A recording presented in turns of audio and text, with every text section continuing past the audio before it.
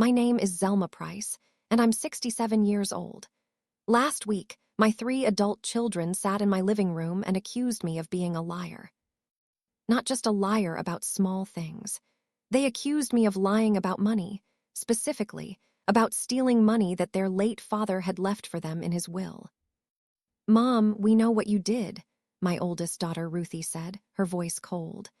"Dad left us each $50,000, but when we finally got the estate paperwork, there was only $10,000 left total. You stole our inheritance." "That's not true," I protested, tears forming. "I never stole anything." "Stop lying," my son Porter interrupted. "The money is gone. You're the executor of Dad's estate. You had access to everything. You took our money." "And you spent it on yourself," my youngest daughter Erline added bitterly. "While we've been struggling to pay bills, you've been living comfortably off our inheritance." "I didn't take your money," I insisted. "Your father's medical bills, his final year of cancer treatment, it cost almost everything we had. I tried to preserve what I could, but—" "More lies," Ruthie said, standing up. "Mom, we're filing a lawsuit against you. We're going to prove you stole from us, and we're going to make you pay back every penny." That evening, after my children left, I did something they didn't know I'd done during our conversation. I'd recorded the entire meeting on my phone. And what I captured on that recording was going to change everything. Because the truth wasn't that I'd stolen their inheritance.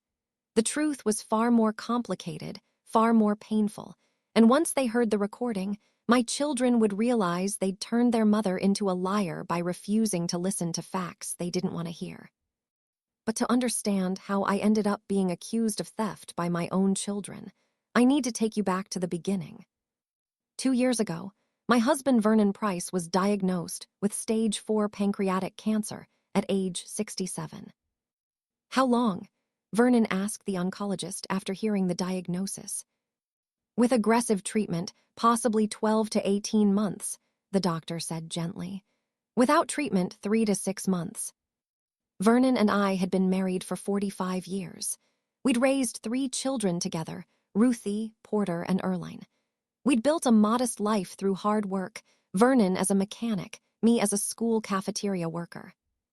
We weren't wealthy, but we were comfortable. We owned our home outright. We had about $180,000 in savings and retirement accounts. We had life insurance. "We'll fight this," I told Vernon that day. "Whatever it takes." "Whatever it takes," Vernon agreed. What we didn't realize was how much "whatever it takes" would actually cost. Vernon's cancer treatment was aggressive and expensive. Chemotherapy every 3 weeks, $12,000 per session, partially covered by insurance, but with a $4,000 out-of-pocket cost each time. Radiation therapy, $8,000 per week for 6 weeks, with a $2,500 out-of-pocket cost weekly. Medications to manage side effects, $1,200 per month. Specialized scans and tests, $3,000, $5,000 each, multiple times. After the first 3 months of treatment, we'd spent nearly $40,000 out of pocket despite having insurance. The insurance has a maximum out-of-pocket limit of $60,000 per year, our insurance agent explained. Once you hit that, they'll cover 100%. $60,000, I repeated, horrified. "How are we supposed to pay that?" "Most people use savings or take out loans," the agent said. We started using our savings. After 6 months of standard treatment, Vernon's cancer wasn't responding well. "There's an experimental treatment available," Vernon's oncologist said. "It's shown promise in clinical trials, but because it's experimental, insurance won't cover it." "How much does it cost?" Vernon asked. "Approximately $75,000 for the full treatment protocol," the doctor said. Vernon and I looked at each other in shock. "We don't have $75,000, I said. "What about your savings?" the doctor asked. "We've already spent $40,000 on treatment," I explained. "We have about $140,000 left total. If we spend $75,000 more, we'll only have $65,000 for everything else: living expenses, future treatment, end-of-life care. Mom, you have to try the experimental treatment, Ruthie insisted when we told the children about the situation. Dad's life is worth more than money. Of course his life is worth more than money, I agreed. But we need to be realistic about finances. Are you seriously talking about money when Dad is dying? Porter demanded. I'm talking about making sure we can afford whatever care Dad needs for however long he lives, I tried to explain. If we spend everything now and Dad lives another year, what do we do then? Figure it out later, Erline said. Right now, do whatever gives Dad the best chance. So we paid for the experimental treatment, $75,000 from our savings. The experimental treatment didn't work. Vernon's cancer continued to progress. By month 9, Vernon needed round-the-clock care. He was too weak to walk, needed help with everything, was in constant pain.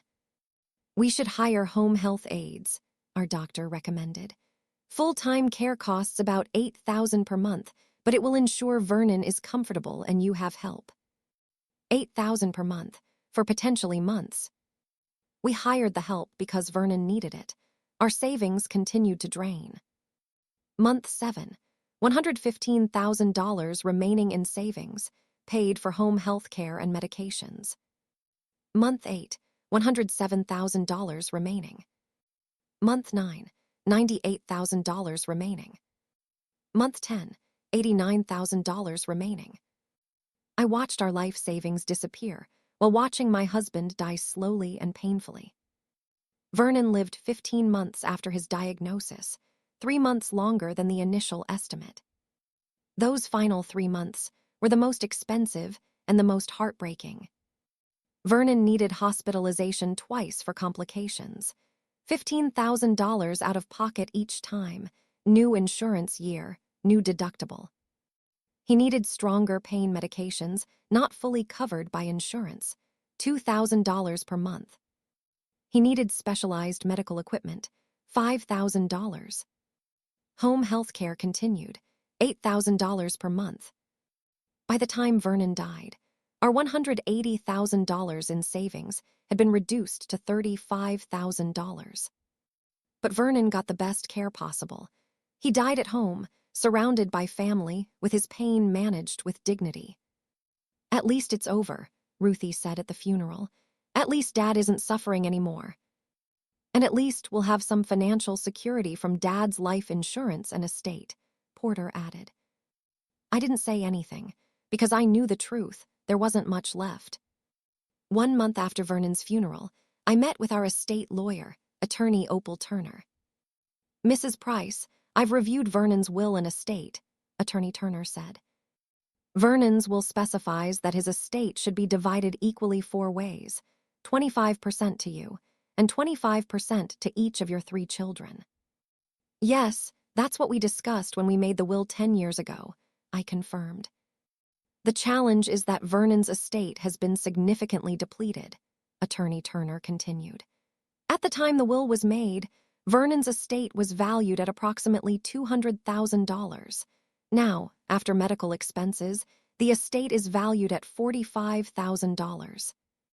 $45,000, I repeated. I thought we had $35,000 in savings. You do, Attorney Turner confirmed. But there's also Vernon's life insurance policy, $10,000. Combined, that's $45,000 in assets. So divided 4 ways, I calculated. Each person, you and each of your 3 children, would receive approximately $11,250, Attorney Turner said. The kids aren't going to be happy, I said, anxiety rising. They're expecting $50,000 each. Why would they expect that? Attorney Turner asked. Because that's what Vernon and I told them 10 years ago, I explained. When we made the will, Vernon's estate was worth $200,000. Divided 4 ways, that's $50,000 each. We told the kids they'd each inherit about $50,000. But the estate is significantly smaller now due to medical expenses, Attorney Turner pointed out. The kids should understand that. I don't know if they will, I worried. I was right to worry. 2 weeks after meeting with Attorney Turner, I gathered Ruthie, Porter, and Erline at my house to discuss the estate. "Mom, we know Dad's will leaves us each about $50,000, Ruthie said before I could even begin. "When can we expect that?" "Actually, we need to talk about that," I said nervously. "The estate isn't as large as we thought it would be." "What do you mean?" Porter asked. "Your father's medical expenses were very high," I explained. "Over 15 months, we spent about $145,000 on treatment, medications, home health care, hospitalizations, everything." "But you had insurance," Erline protested. "Insurance covered some of it, but not all," I said. "There were deductibles, co-pays, out-of-pocket maximums, and the experimental treatment wasn't covered at all." "How much is left?" Ruthie demanded. "About 45,000 total," I said. "Divided 4 ways." "4 ways," Porter interrupted. "Why are you dividing it 4 ways?" "Because that's what your father's will specified," I explained. "The estate is divided equally between me and you 3 children." "That's only 11,000 each," Erline exclaimed. "We were supposed to get 50,000. "I know," I said, "but that calculation was based on the estate being worth 200,000, after your father's medical expenses." "You spent our inheritance on medical bills," Ruthie accused. "I spent your father's money on keeping your father alive and comfortable," I corrected. "And it was his money to spend." "This isn't fair," Porter said angrily. "We've been counting on that 50,000. I have credit card debt I was planning to pay off. Erline needs a new car. Ruthie wanted to help her kids with college."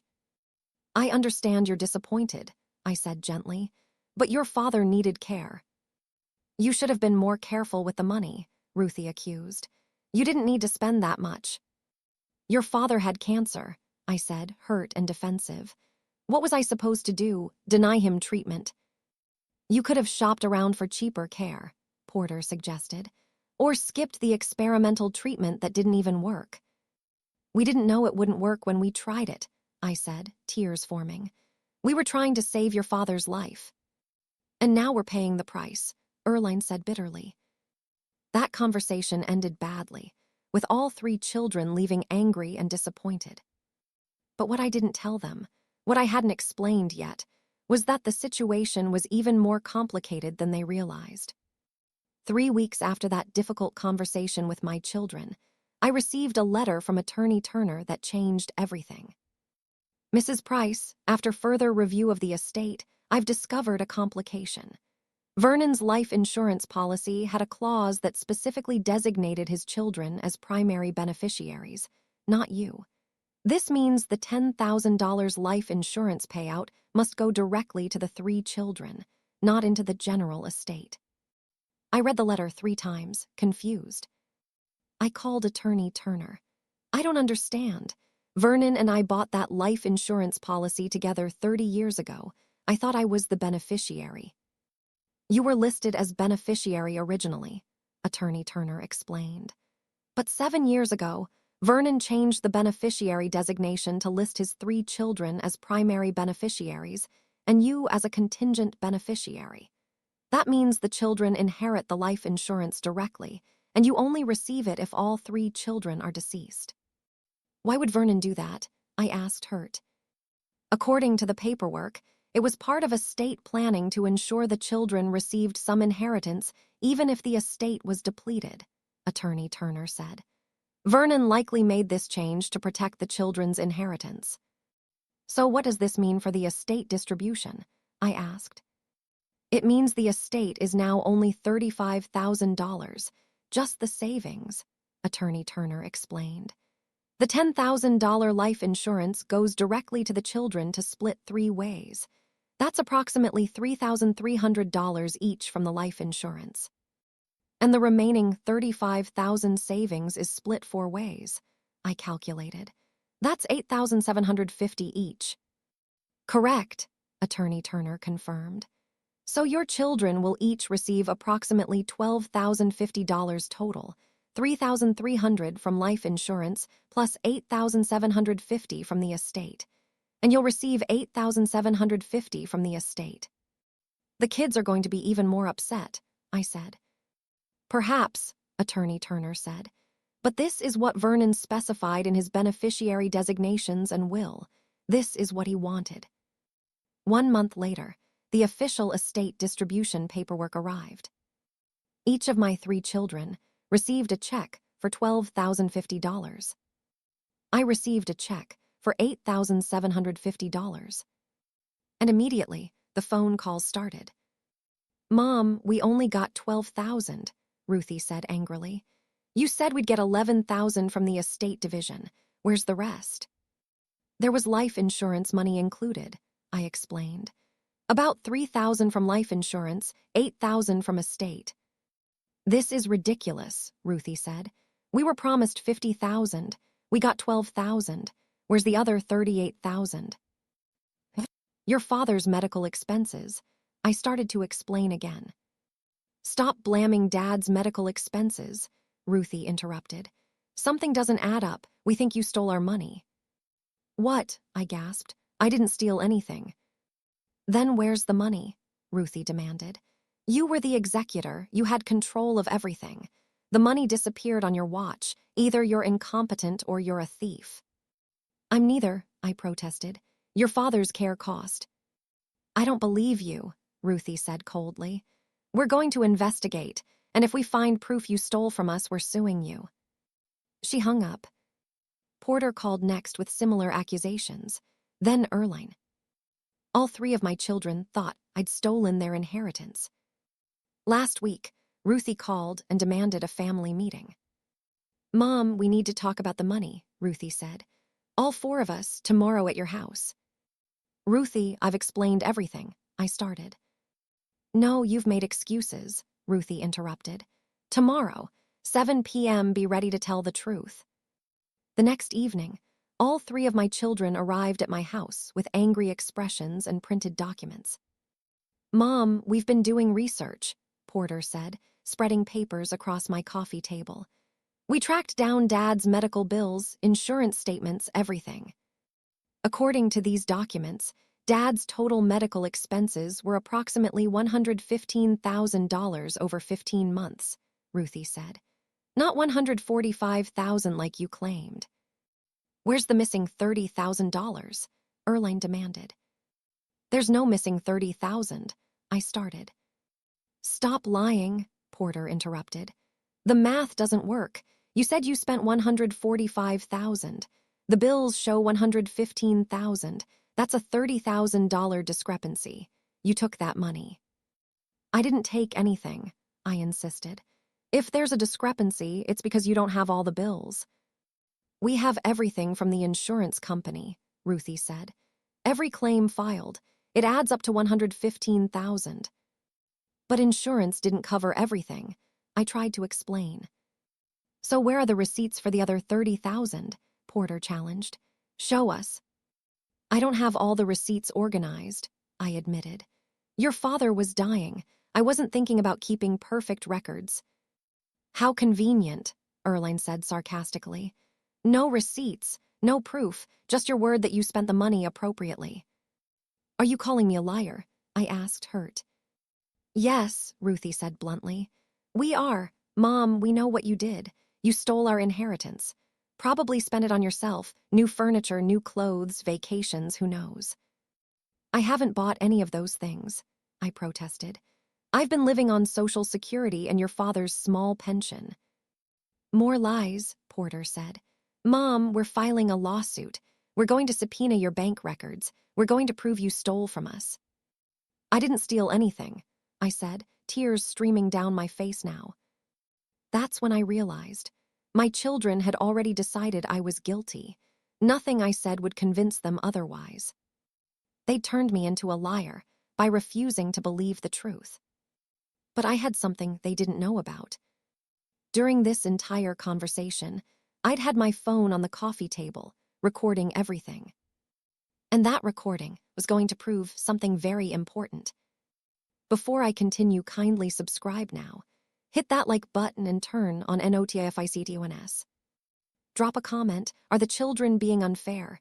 Did Zelma mismanage the money? Where are you watching from? United States, Canada, United Kingdom, Jamaica, Australia? Let me know. After my 3 children left my house that night, after they'd accused me of stealing their inheritance, after they'd called me a liar, after they'd threatened to sue me, I sat alone in my living room and listened to the recording I'd made on my phone. I'd recorded the entire conversation, every accusation, every demand for proof, every time they'd called me a liar. But as I listened to the recording, I realized something important. This recording didn't just capture what my children said to me. It also captured something they'd said to each other, something that revealed the real reason they were so angry about the inheritance. And that revelation was going to change everything. But first, I needed to gather the evidence my children claimed I didn't have. I needed to prove I hadn't stolen their inheritance. I needed to show them exactly where every dollar had gone. The next morning, I started going through Vernon's medical records, bills, and receipts. My children were right about one thing. I didn't have everything perfectly organized. For 15 months while Vernon was dying, I'd been focused on his care, not on filing paperwork systematically. But I had kept everything, every bill, every receipt, every explanation of benefits from insurance. Everything was in boxes in my spare bedroom, unsorted but there. I spent 3 days going through those boxes, organizing everything chronologically, creating a spreadsheet documenting every expense. Here's what I found. Insurance-covered expenses, what my children had found in insurance records, $115,000.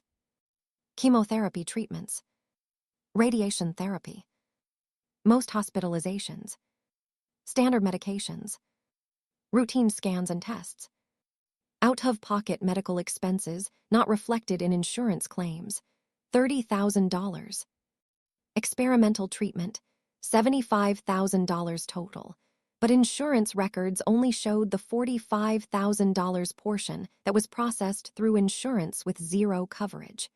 The additional $30,000 was paid directly to the treatment facility and never filed with insurance. Specialized medications not covered by insurance, $12,000 total. Medical equipment not covered, $5,000. Co-pays and deductibles beyond what insurance recorded, $8,000. Total actual medical expenses, $145,000, exactly what I'd told my children. The missing $30,000 wasn't missing at all. It was documented in receipts my children hadn't found because those expenses never went through insurance claims. I organized all the receipts, created a detailed spreadsheet, and prepared to show my children the proof they demanded. But then I remembered something from the recording, something one of my children had said that made me pause. I played the recording again, listening carefully to the entire conversation. Most of it was what I remembered: accusations, demands for proof, calling me a liar. But about halfway through the recording, there was a moment I'd missed during the actual conversation. A moment when I'd been in the kitchen getting water, and my 3 children had been talking among themselves in the living room. On the recording, I heard, "Ruthie, if we can prove Mom stole the money, we can sue her and force her to pay us back. Porter, plus we could get her removed as executor and have the estate reopened. Erline, do you really think she stole it? Or are we just mad we didn't get as much as we expected? Ruthie, does it matter? Either way, she mismanaged Dad's estate. Either she stole the money or she was irresponsible with it. Either way, we have grounds to sue. Porter, I need that money, Ruthie. I'm $20,000 in credit card debt. If we can get even half of what we were supposed to inherit, that would help. Ruthie, we'll get it, one way or another. If Mom can't prove where every dollar went, the court will assume she took it. Then she'll have to pay us back, probably from the equity in this house. Erline, she'd have to sell the house. Ruthie, maybe, or take out a loan against it. But yes, if we win a lawsuit, we can force her to liquidate assets to pay us. This house is worth at least $300,000. Even if she only has to pay us each $30,000, that's $90,000 total. She'd have to take that from somewhere. I stopped the recording, my hands shaking. My children weren't just upset about receiving less inheritance than expected. They were actively planning to sue me to force me to pay the money from my home. The home Vernon and I had paid off over 30 years. The home I'd lived in for 40 years. The home that represented my only financial security. And Ruthie had essentially admitted they didn't even care if I'd actually stolen the money. They just knew that if they could prove I hadn't kept perfect records, they could claim mismanagement and force me to pay them anyway. This wasn't about justice. This was about money. My children needed money for their own financial problems, and they saw me as the source. I called my sister Letty and told her everything. The accusations, the lawsuit threat, the recording.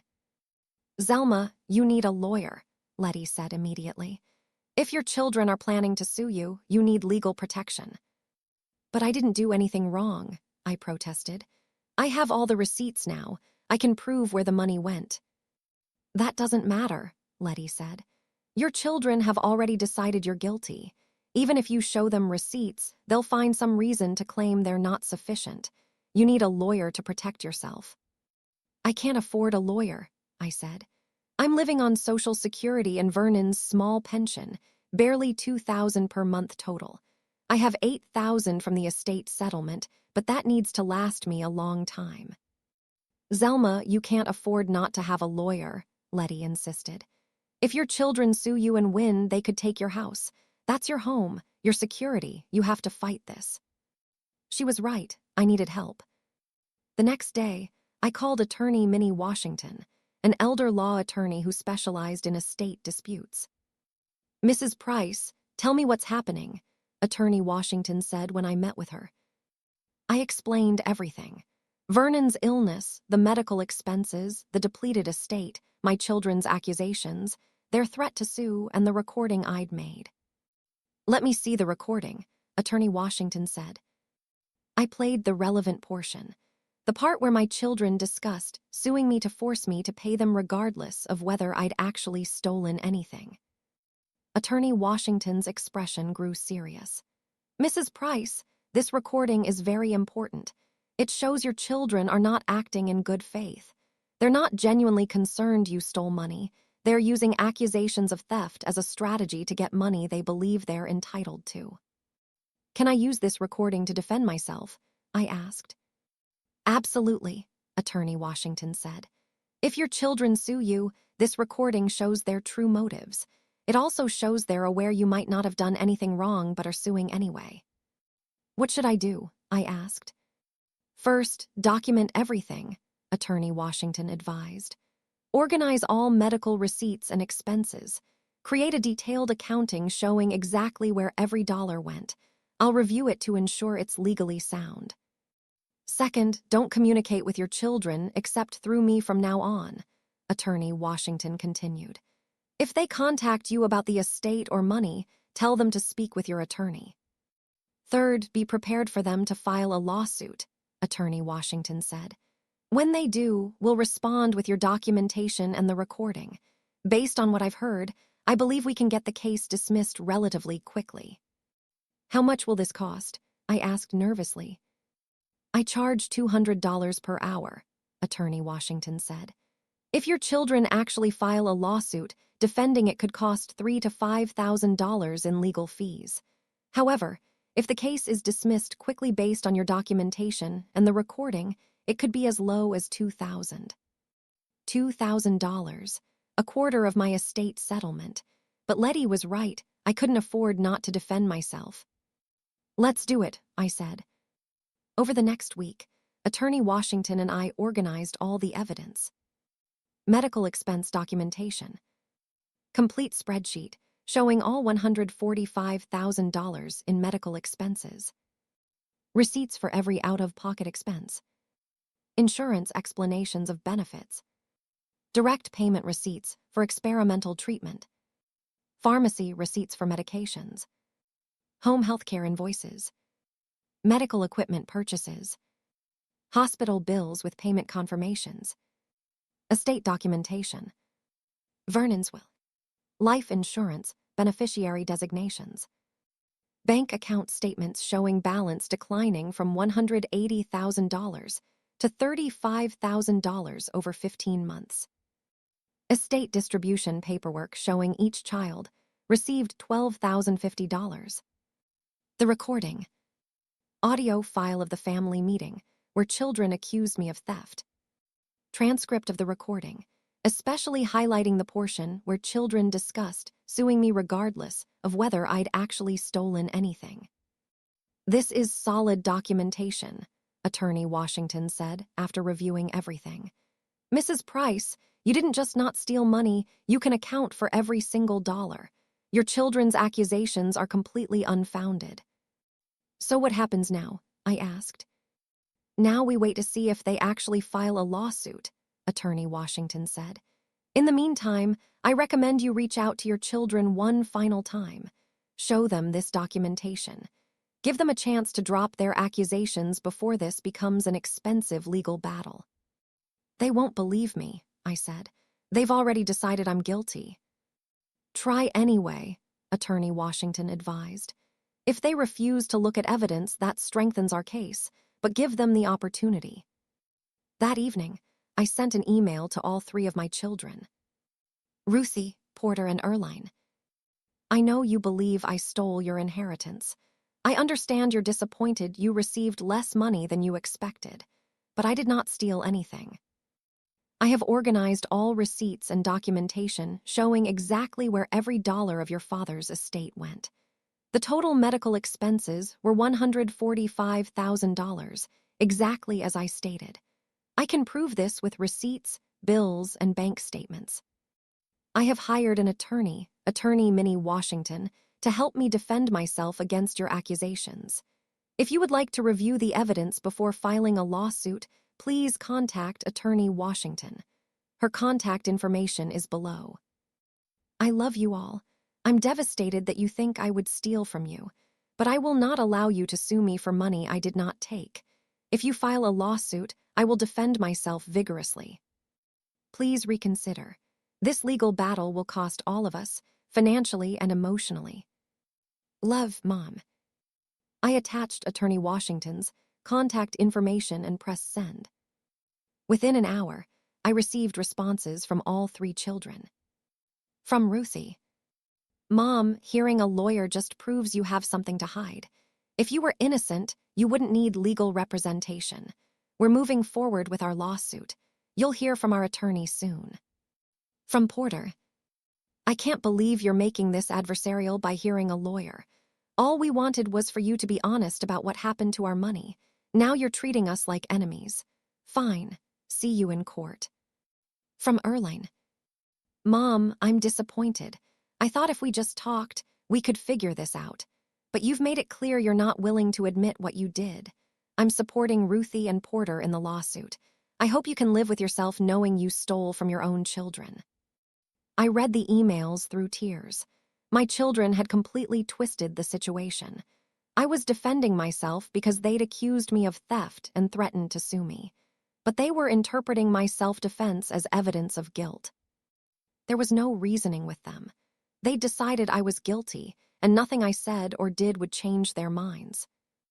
The next day, I received notice that my three children had officially filed a lawsuit against me for mismanagement and misappropriation of estate assets. The lawsuit claimed 1. That I, as executor of Vernon's estate, had mismanaged assets by spending excessive amounts on medical care. 2. That I had failed to keep adequate records of estate expenses. 3. That there was a $30,000 discrepancy between documented medical expenses and claimed medical expenses. 4. That I had likely used estate funds for personal expenses. 5. That each child should receive $38,000 additional payment, totaling $114,000, to make up for the inheritance they'd expected to receive. They're suing you for $114,000, I said to Attorney Washington in shock. I only received $8,000 from the estate.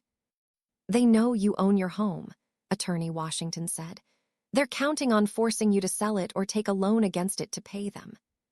That's my home, I said, tears forming. Vernon and I paid it off over 30 years. It's all I have. I know, Attorney Washington said gently. That's why we're going to fight this, and Mrs. Price, we're going to win. Over the next month, Attorney Washington prepared our defense. She organized all the medical receipts and documentation into a comprehensive exhibit showing exactly where every dollar had gone. She prepared a detailed response to each of the lawsuit's claims. Claim 1, excessive spending on medical care response. Vernon had terminal cancer. Every treatment decision was made in consultation with his medical team. The experimental treatment, while expensive and ultimately unsuccessful, was Vernon's choice with medical recommendation. No spending was excessive or inappropriate. Claim 2, inadequate record-keeping response. Complete records exist for all expenses. While records were not organized immediately due to caretaking responsibilities during Vernon's final illness, all receipts and documentation are now compiled and available for review. Claim 3, $30,000 discrepancy response. No discrepancy exists. The $30,000 in question represents out-of-pocket medical expenses that were not processed through insurance claims and therefore don't appear in insurance company records. Receipts prove these expenses were legitimate medical costs. Claim 4, personal use of estate funds response. False. Bank statements show all withdrawals were for documented medical expenses or legitimate estate purposes. No evidence of personal use exists. Claim 5, request for $114,000 payment response. The children received the full amount they were entitled to under Vernon's will, 25% each of the estate's value at Vernon's death. The estate was smaller than anticipated due to legitimate medical expenses. The children are not entitled to the amount they expected to receive based on the estate's value 10 years ago. They're entitled only to their percentage of the actual estate value. Additionally, Attorney Washington said, we're going to present the recording as evidence that your children are not acting in good faith. They admitted on the recording that they don't necessarily believe you stole money. They're suing to get money regardless. Will the judge allow the recording as evidence? I asked. This state allows single-party consent recording, Attorney Washington explained. That means as long as one person in a conversation consents to recording, in this case, you, the recording is legal and admissible. Your children will likely be very surprised when we play it in court. Before the case could go to trial, the court required mediation, a meeting where both sides tried to settle the dispute with the help of a mediator. The mediation was scheduled for 2 months after the lawsuit was filed. I arrived at the mediation office with Attorney Washington. My 3 children arrived with their attorney, Attorney Curtis Brooks. We sat in separate rooms. The mediator, Judge Viola Mitchell, retired, went back and forth between rooms trying to negotiate a settlement. Mrs. Price, Judge Mitchell said during her first visit to our room, the other side is asking for a settlement of $75,000, a reduction from their lawsuit demand of $114,000. They say this represents a compromise. I don't have $75,000, I said. I'd have to sell my house. They're aware of that, Judge Mitchell said gently. That appears to be their goal. We're not settling, Attorney Washington said firmly. Mrs. Price has documentation proving all estate funds were spent appropriately on her late husband's medical care. There's no legal basis for the children's claims. Would you be willing to present that documentation to the other side? Judge Mitchell asked. Absolutely, Attorney Washington said. That's why we brought it. Judge Mitchell took our documentation, binders full of organized receipts, spreadsheets, bank statements, and the lawsuit response, to show my children and their attorney. She returned 20 minutes later. I showed them your documentation, Judge Mitchell reported. Their attorney, Mr. Brooks, acknowledged it's quite comprehensive. However, your children are insisting there must be something wrong with it. They're not willing to accept it as proof. Even though it accounts for every dollar, I asked. They claim the receipts could be fabricated, Judge Mitchell said, or that you're hiding additional expenses. They're not willing to drop the lawsuit without a settlement payment. They're wrong, I said firmly, and we can prove it in court. There's one more thing, Attorney Washington said. Judge Mitchell, we have a recording of the plaintiffs, Mrs. Price's children, discussing their strategy before filing this lawsuit. On the recording, they acknowledge they don't necessarily believe Mrs. Price stole money. They're suing because they need money for their own debts, and they believe they can force Mrs. Price to pay regardless of whether she did anything wrong. Judge Mitchell's eyebrows raised. That's quite significant. Does the other side know about this recording? Not yet, Attorney Washington said. We're saving it for trial, but I wanted you to know it exists. May I hear it? Judge Mitchell asked. Attorney Washington played the relevant portion of the recording, the part where Ruthie, Porter, and Erline discussed suing me to get money regardless of guilt, and specifically discussed forcing me to liquidate my home equity. Judge Mitchell's expression showed disapproval. This recording suggests the plaintiffs are not acting in good faith. Exactly, Attorney Washington said, which is why we're not settling. This case should be dismissed. Judge Mitchell returned to my children's room to inform them about the recording. She came back 5 minutes later. They want to hear the recording, Judge Mitchell said. We'll play it in court, Attorney Washington said, not before. They're very angry you recorded them without their knowledge, Judge Mitchell reported. Single-party consent is legal in the state, Attorney Washington said. Mrs. Price broke no laws. The mediation ended with no settlement. The case was going to trial. Before I continue, kindly subscribe now, smash that like button, and turn on NOTFICTONS. Drop a comment. Are the children being greedy? Should Zelma have to pay them anything? Where are you watching from? 4 months after my children filed their lawsuit claiming I'd stolen their inheritance, I sat in a courtroom preparing to defend myself against the 3 people I'd raised, loved, and sacrificed everything for. Judge Theodore Foster presided over the case. He was a man in his mid-60s, known for being fair but no nonsense in estate disputes. The matter of Price, and Price versus Price, the bailiff announced. Estate dispute and alleged misappropriation of assets. My 3 children, Ruthie, Porter, and Erline, sat at the plaintiff's table with their attorney, Curtis Brooks. I sat at the defense table with attorney Minnie Washington.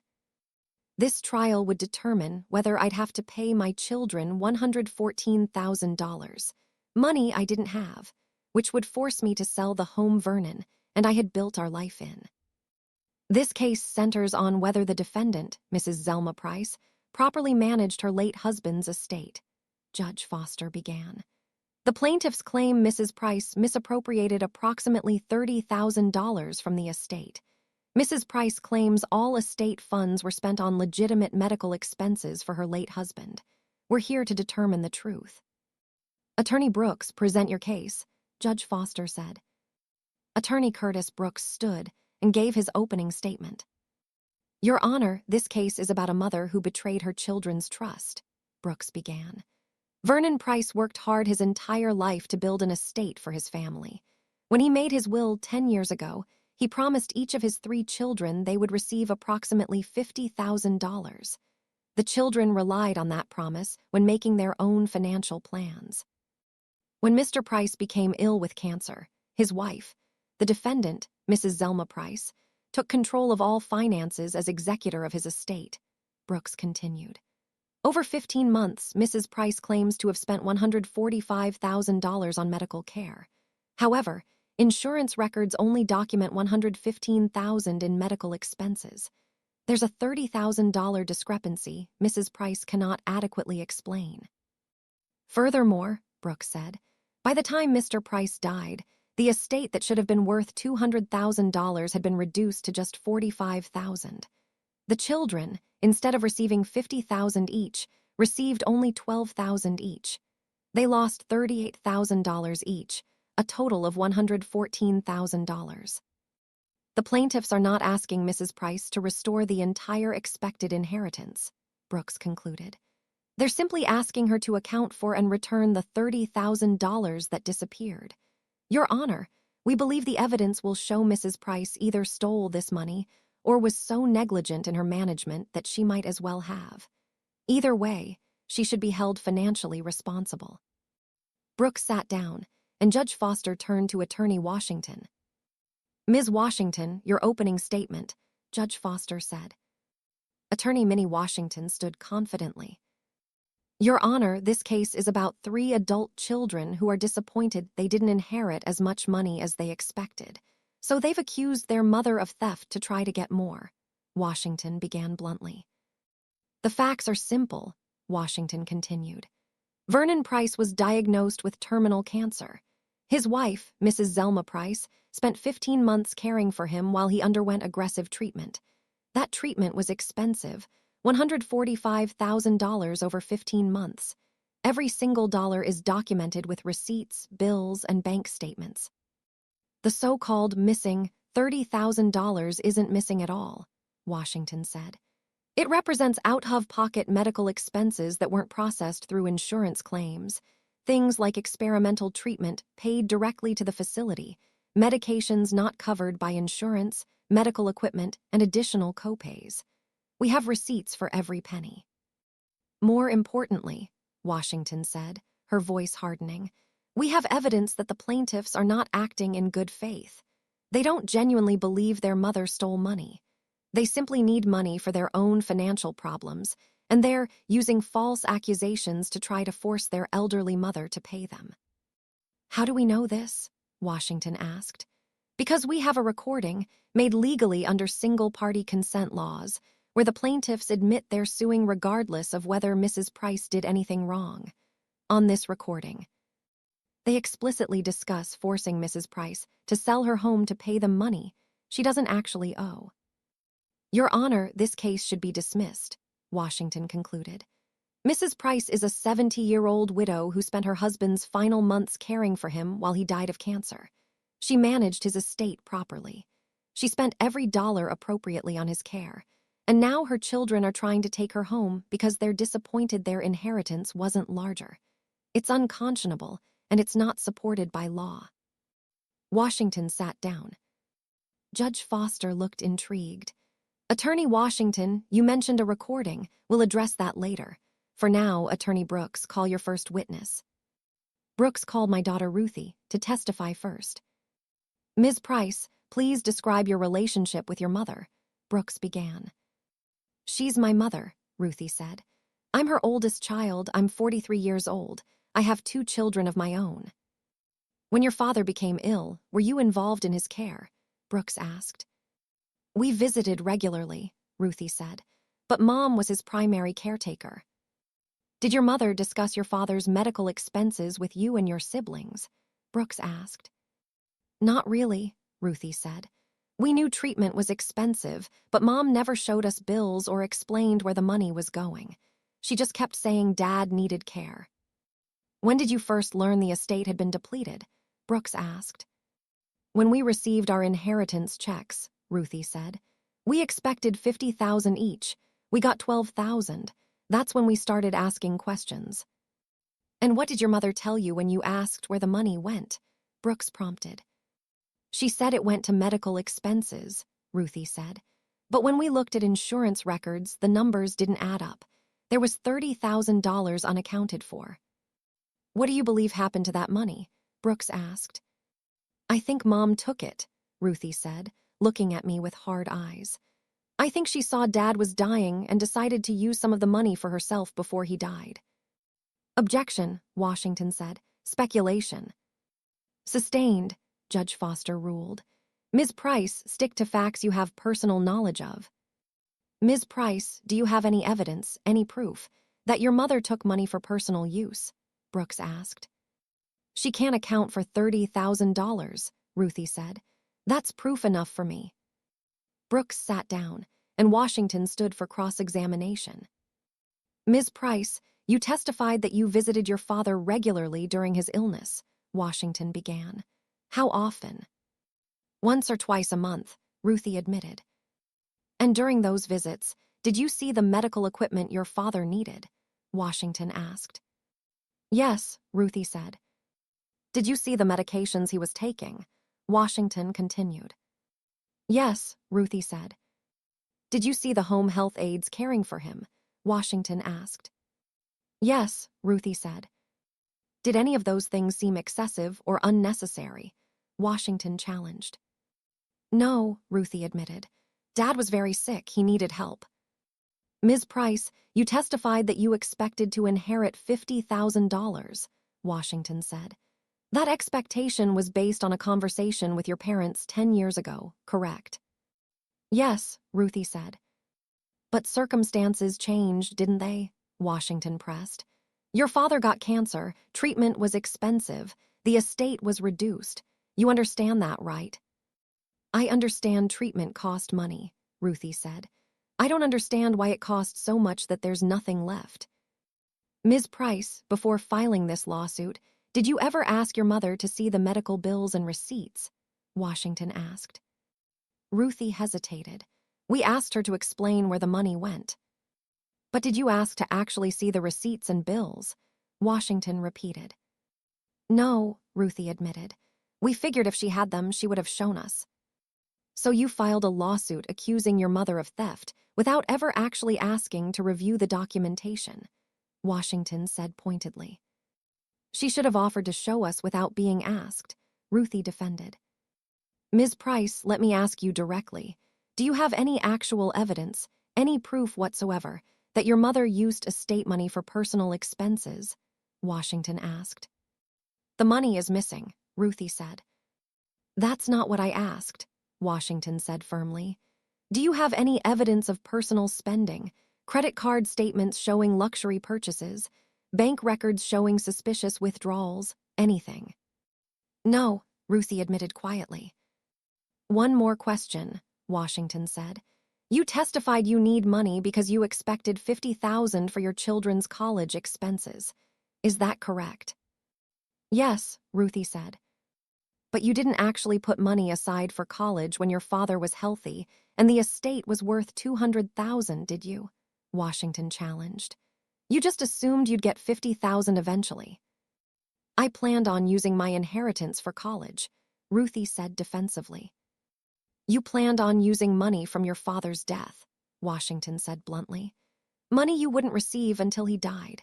And now you're angry the inheritance is smaller than you hoped because your father needed expensive medical care to try to stay alive longer. That's not fair, Ruthie started.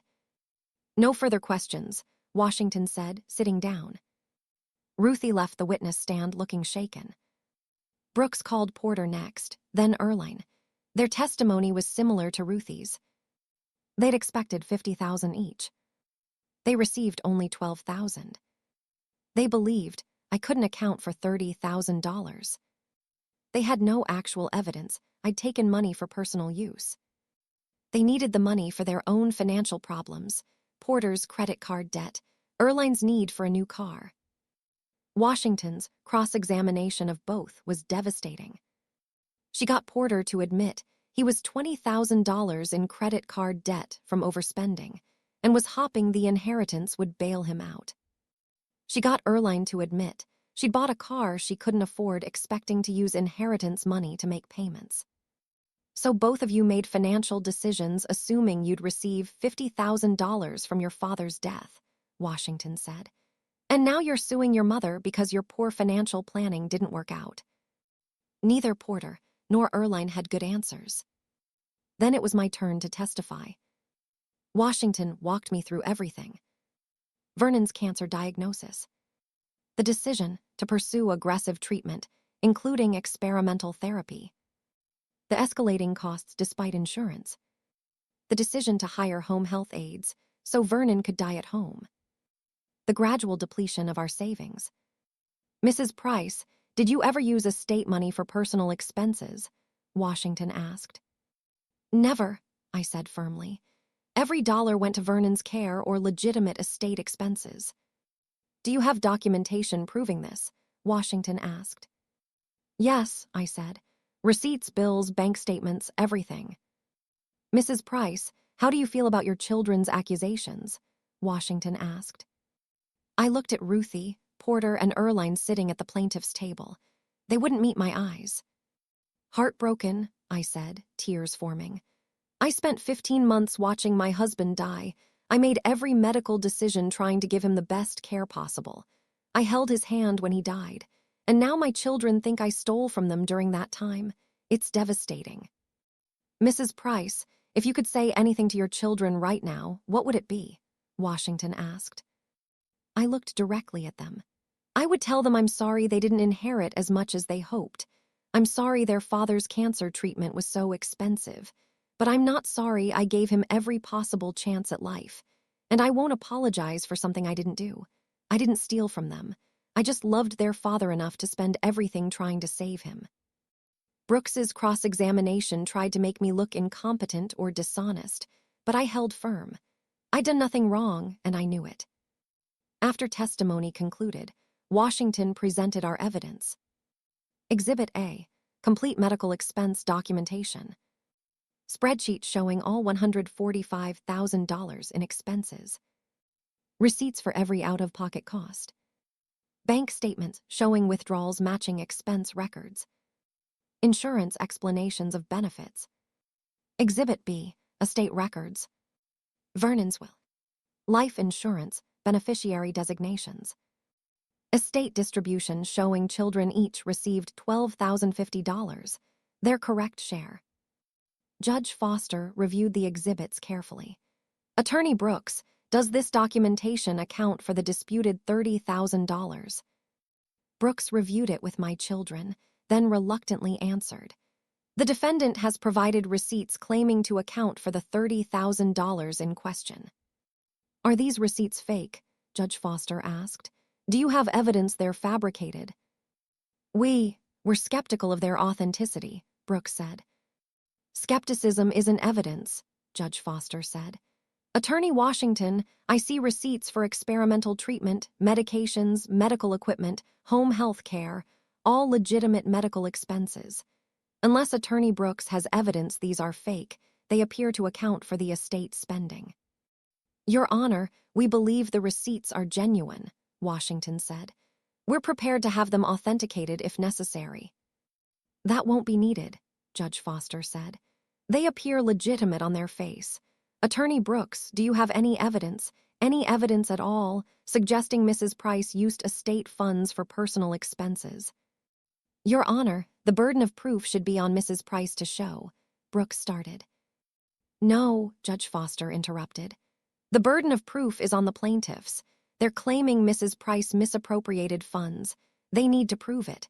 So far, I've seen no evidence of misappropriation. I've seen medical bills and receipts accounting for estate spending. Your Honor, Brooks tried again. Unless you have actual evidence of theft or mismanagement, this case should be dismissed, Judge Foster said. Your Honor, there's one more piece of evidence, Washington said. The recording I mentioned in my opening statement. Ah, yes, Judge Foster said. Let's hear it. Washington played the audio recording I'd made during the family meeting at my house. The courtroom listened to my children accusing me of theft, demanding receipts, threatening to sue. Then Washington played the crucial part, the conversation my children had among themselves when I'd left the room. Ruthie's voice. If we can prove Mom stole the money, we can sue her and force her to pay us back. Porter's voice. Plus we could get her removed as executor and have the estate reopened. Erline's voice. Do you really think she stole it, or are we just mad we didn't get as much as we expected? Ruthie's voice. Does it matter? Either way, she mismanaged Dad's estate. Either she stole the money or she was irresponsible with it. Either way, we have grounds to sue. Porter's voice. I need that money, Ruthie. I'm $20,000 in credit card debt. If we can get even half of what we were supposed to inherit, that would help. Ruthie's voice. We'll get it, one way or another. If Mom can't prove where every dollar went, the court will assume she took it. Then she'll have to pay us back, probably from the equity in this house. The courtroom went silent as the recording ended. Judge Foster's expression showed clear disapproval. So let me understand this correctly, Judge Foster said, looking at my 3 children. You're not suing because you genuinely believe your mother stole money. You're suing because you need money for your own debts, and you think you can force your mother to pay you by threatening her home. Ruthie, Porter, and Erline looked at each other, panicked. Your Honor, that recording was made without our knowledge, Brooks protested. Single-party consent recording is legal in this state, Judge Foster said. The recording is admissible, and it's damning. These plaintiffs admitted they're not acting in good faith. They admitted they don't necessarily believe their mother did anything wrong. They're just suing to get money. Your Honor, Brooks started. I've heard enough, Judge Foster said. This case is dismissed. Before I continue, kindly subscribe now. Smash that like button and turn on NOTFICTONS. Drop a comment. Did the children get what they deserved? Should Zelma forgive them? Where are you watching from? Judge Theodore Foster's gavel came down with finality. This case is dismissed with prejudice, Judge Foster announced. That means the plaintiffs cannot refile these claims. Furthermore, I'm ordering the plaintiffs to pay the defendants' legal fees.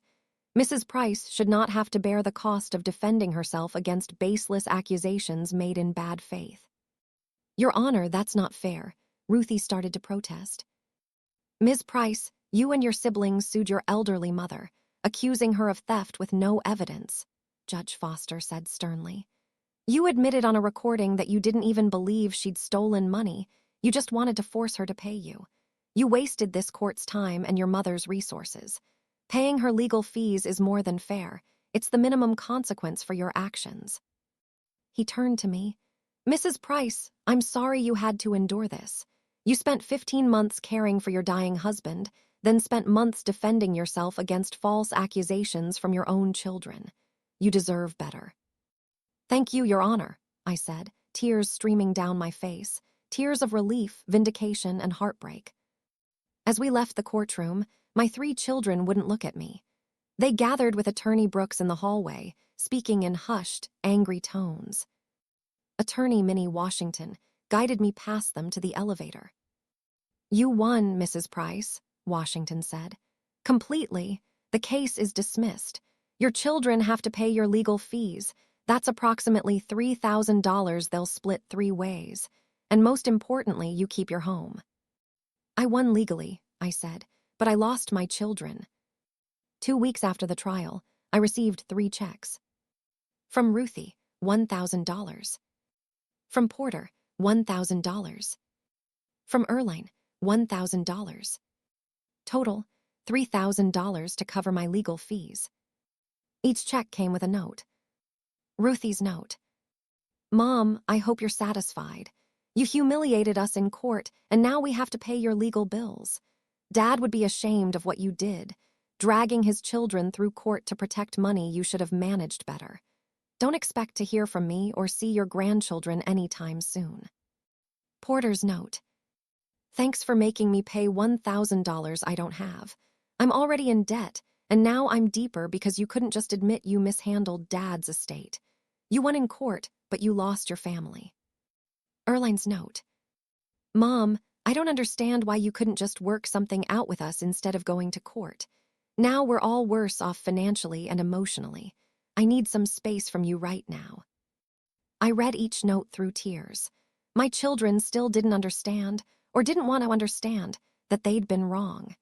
Even after losing in court, even after the recording proved they'd sued in bad faith, they still believed I was the villain.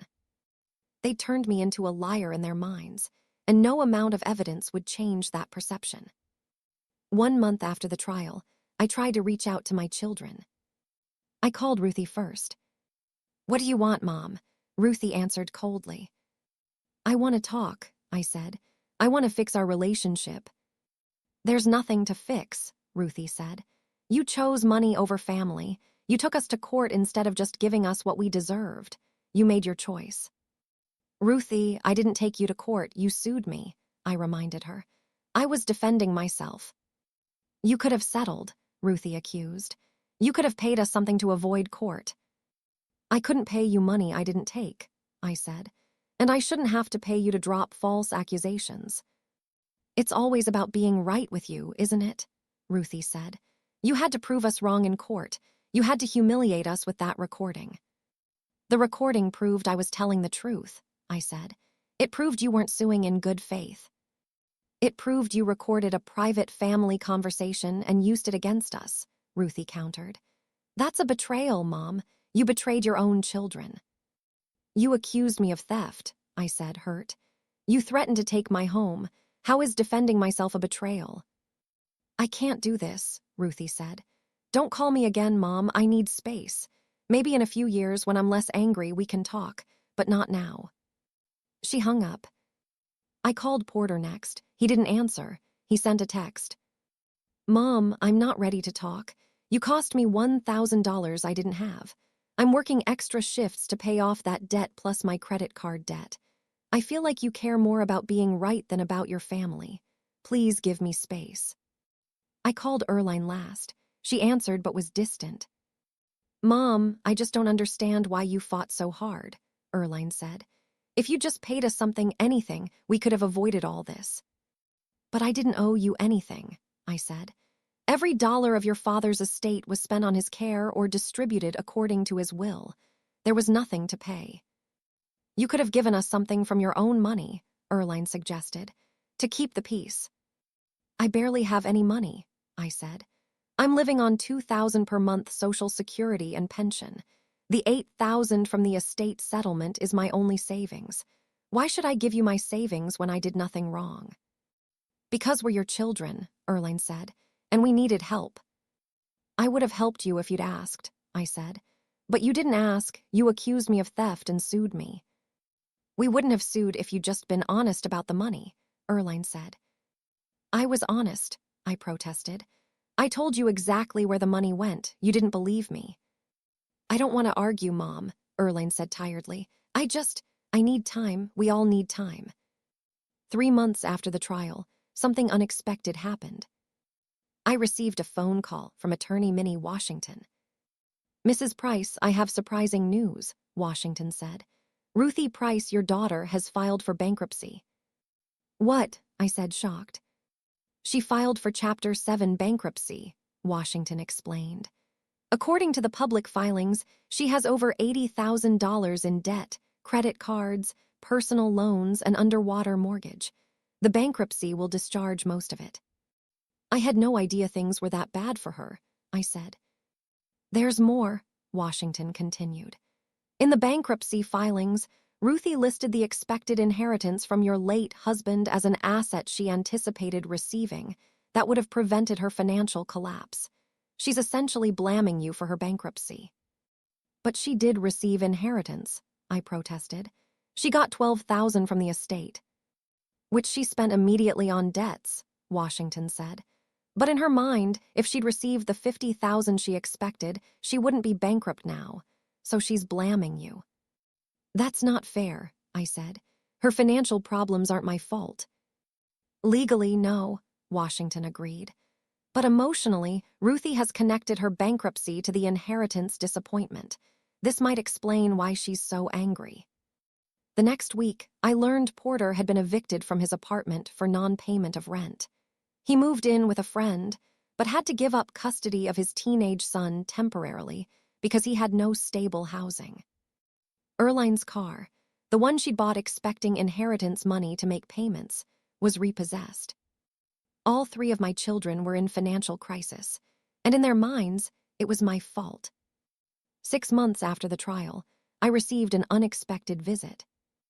My granddaughter, Geneva, Ruthie's daughter, now 20 years old, came to my house. Grandma, can we talk? Geneva asked.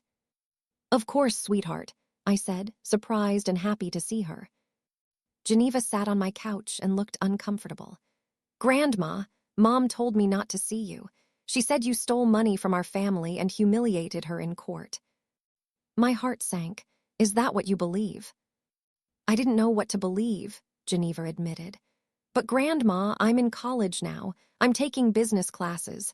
We studied estate law, and when Mom explained what happened with Grandpa's estate, the numbers didn't make sense to me. What do you mean? I asked. Mom said you stole $30,000, Geneva explained. But she also said Grandpa's cancer treatment cost over $100,000, so I started researching cancer treatment costs.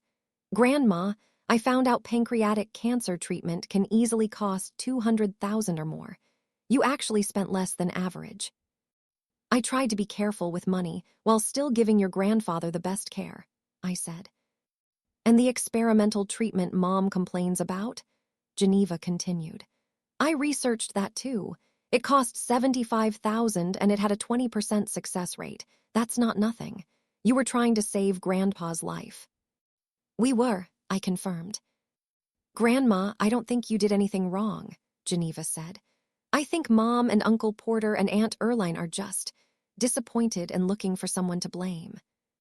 Thank you for believing me, I said, tears forming. Grandma, can I ask you something? Geneva said. Do you have the court records from the trial? Mom won't talk about what actually happened in court. She just says you won with technicalities. But I want to know the truth. I have copies of everything, I said, including the recording that proved your mother and aunt and uncle weren't suing in good faith. Can I hear it? Geneva asked. I hesitated. Sweetheart, it might change how you see your mother. I need to know the truth, Grandma, Geneva said. So I played her the recording, the part where Ruthie, Porter, and Erline discussed suing me regardless of whether I'd actually done anything wrong, purely to get money for their own debts. Geneva listened in silence, her expression growing more disturbed as the recording played. When it ended, Geneva was crying. Mom lied to us. She told us you stole money, but this recording. She knew you probably didn't steal anything. She just wanted to force you to pay her. Your mother was desperate, I said gently. She was in debt and saw me as a solution. That doesn't make it right, Geneva said angrily. Grandma, you were taking care of Grandpa while he was dying. You were grieving. And then Mom sued you. How could she? I don't know, I admitted. I've asked myself that question every day for the past 6 months. I'm so sorry, Grandma, Geneva said, hugging me. You didn't deserve this. Thank you, sweetheart, I said, holding her tight. 1 year after the trial, my family was completely divided. Ruthie, Porter, and Erline, still angry at me, still believing I'd wronged them, refusing contact. My grandchildren, Geneva had shared the truth with her siblings and cousins. Most of them had reached out to me privately, expressing support, but unable to openly side with me without angering their parents. Extended family, my sister Letty remained supportive. Other relatives were divided. Some believed me, some believed my children, most just wanted the family drama to end. I celebrated my 68th birthday alone, except for Letty and Geneva.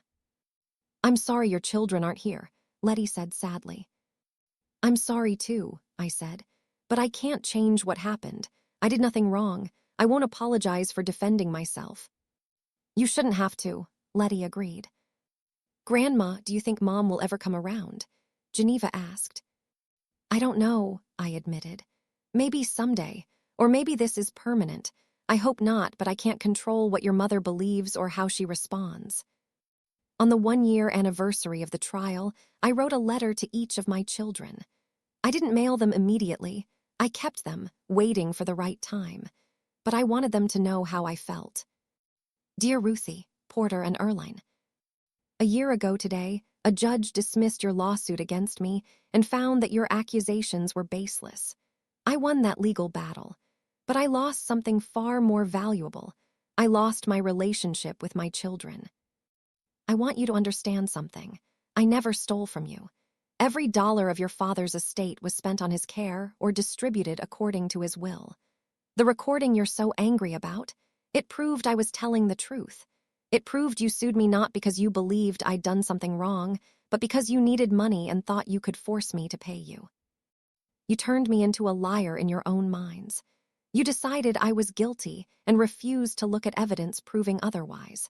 You made me defend myself in court against false accusations from my own children. But here's what hurts most.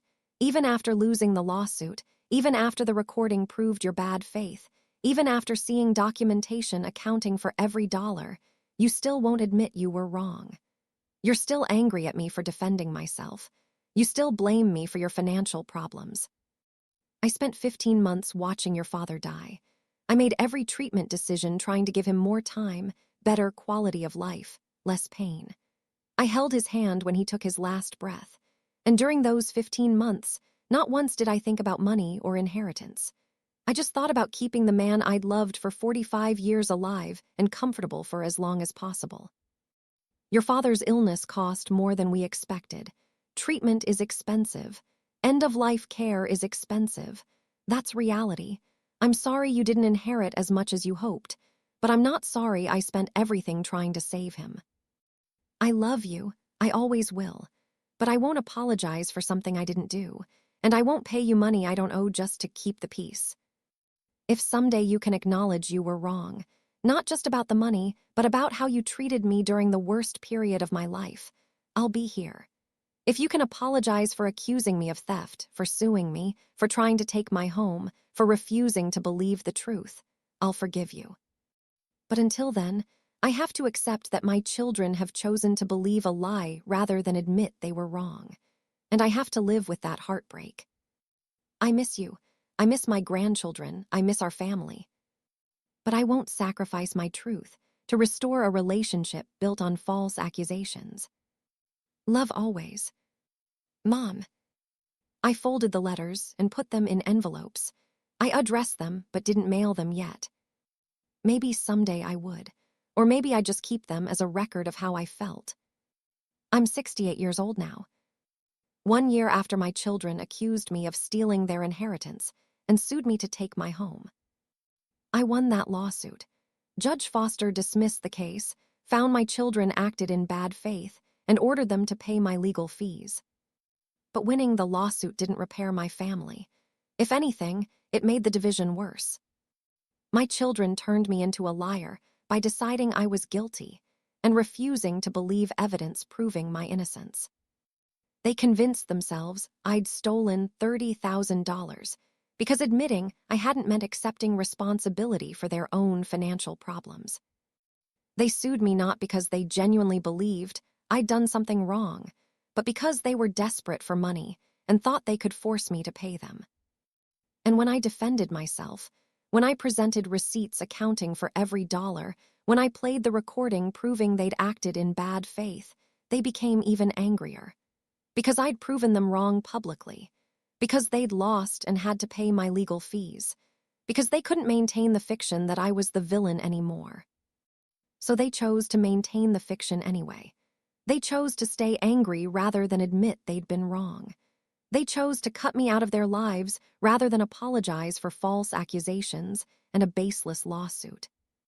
That evening 1 year ago, when I played them the recording of their own conversation, the recording where they admitted they were suing regardless of guilt, where they discussed forcing me to sell my home, where they revealed this was about their own debts rather than genuine belief I'd stolen anything, I thought the truth would free us.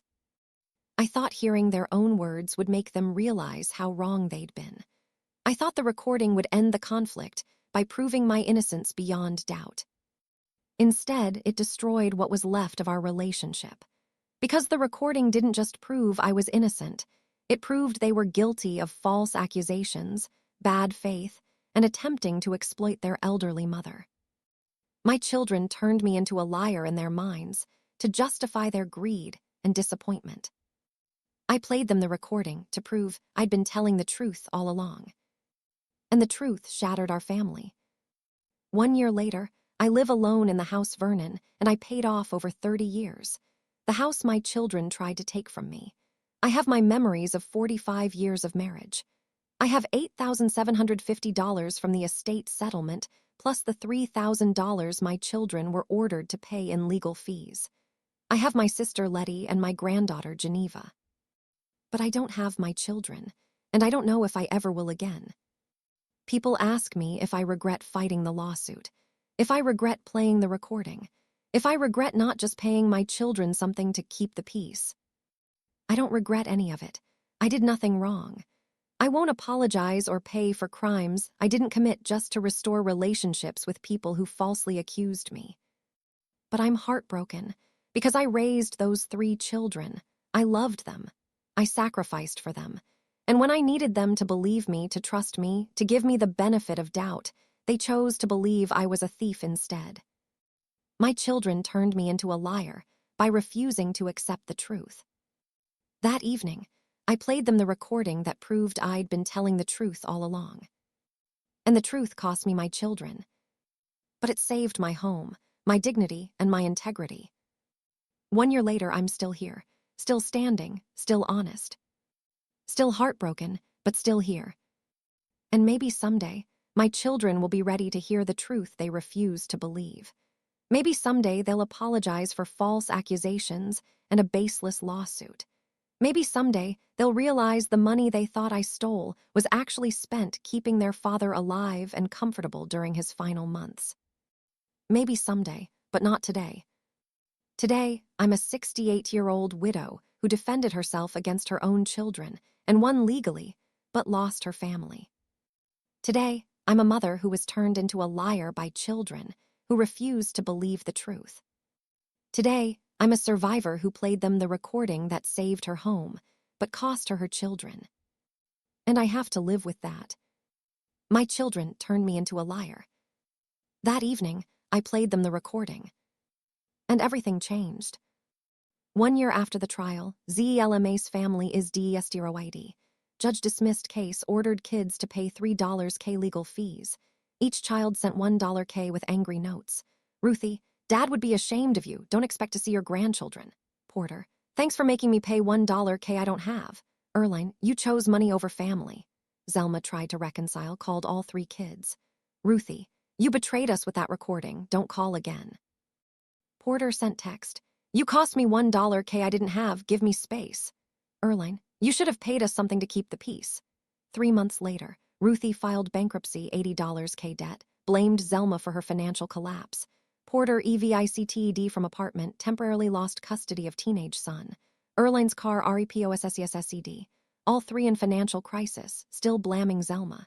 6 months later, granddaughter Geneva visited secretly. Studied estate law in college. Grandma, the numbers make sense. Pancreatic cancer treatment costs $200K average, you spent less. Geneva asked to hear recording, was horrified. Mom lied to us. She knew you probably didn't steal. She just wanted to force you to pay. Geneva and other grandchildren now support Zelma secretly but can't openly defy parents. 1 year later, Zelma 68, living alone except for sister Letty and granddaughter Geneva. Wrote letters to kids she hasn't mailed. You turned me into a liar in your minds. Recording proved I was telling truth. I won't apologize for something I didn't do. Family permanently divided. Zelma, I won legally but lost my children. I have no regrets. I did nothing wrong, but I'm heartbroken. This story proves that Sparkle's truth doesn't always heal relationships. Some people prefer comfortable lies to uncomfortable truths. Financial desperation can destroy family bonds. Defending yourself doesn't make you the villain. Evidence can prove innocence, but can't change closed minds. Sometimes winning means losing everything else. Integrity matters more than false peace. You can't make people believe truth they refuse to accept. If this story moved you, please subscribe to this channel for more powerful stories. Smash that like button. Turn on notifications for new content. Drop a comment. Should Zelma have settled to keep family peace? Will the children ever apologize? Where are you watching from? United States, Canada, United Kingdom, Jamaica, South Africa, Australia, Trinidad, India, Philippines? Let me know. Remember, if you're accused of something you didn't do, document everything. Keep receipts, records, proof. If family members sue you falsely, defend yourself. Your home and integrity are worth fighting for. Sometimes truth destroys relationships, but living a lie destroys your soul.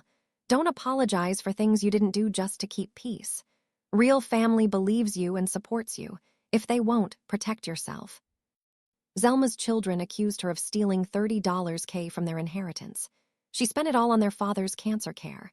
They sued to take her home. She played them a recording proving they sued in bad faith just to get money for their own debts. Judge dismissed case. 1 year later, family permanently divided. Children still won't admit they were wrong. Zelma saved her home but lost her children. She has no regrets but is heartbroken. Thank you for following this painful journey from false accusation to legal victory to family destruction. Sometimes defending truth costs everything. Until the next story, stand in your truth, defend your integrity, and remember that you can't force people to believe what they refuse to accept.